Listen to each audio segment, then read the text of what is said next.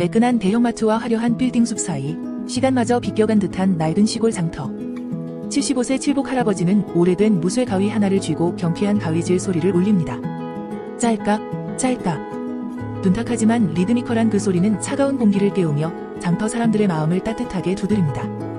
최첨단 기술의 속도를 따라가지 못해 결국 회사에서 권고사직을 당하고 갈 곳을 잃어 고향 장터까지 흘러든 31세 민우씨, 쉴 새 없이 울려대는 스마트폰 알림을 끄지도 못한 채 장터 바닥 한 구석에 무너지듯 주저앉아 무릎에 얼굴을 묻고 소리 없이 오열합니다.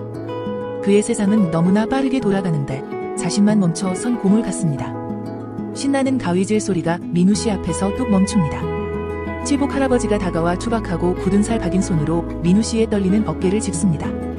그리고는 하얀 가루가 묻은 달콤한 가락엿 한 조각을 민우씨의 손바닥에 슬그머니 쥐어줍니다. 젊은이가 고개를 너무 숙이고 있으면 하늘의 해가 서운해해요. 입이 심심할 텐데 이거 달달한 엿이라도 좀 먹어봐요. 할아버지, 전 이제 쓸모없는 낙오자예요. 세상은 너무 빠르게 변하는데 전 녹슬고 둔한 고철가위 같아서 아무것도 할 수가 없어요. 할아버지는 말없이 자신이 쥔 가위를 민우씨의 눈앞에 보여줍니다.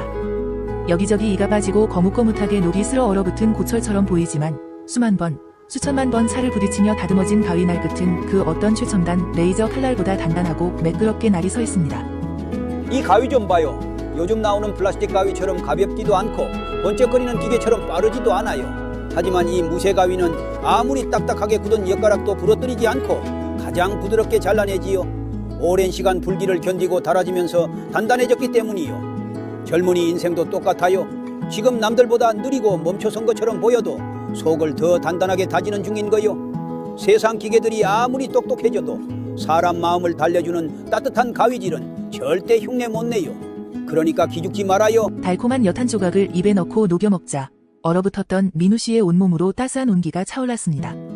세상의 속도에 치여 쓸모없다 버려진 줄 알았던 자신을 단단해지는 과정이라 불러준 노인의 투박한 위로에 가슴을 짓누르던 열등감이 눈물과 함께 녹아내렸습니다. 장터를 나서는 민우씨의 발걸음은 더 이상 초조하게 쫓기지 않았습니다.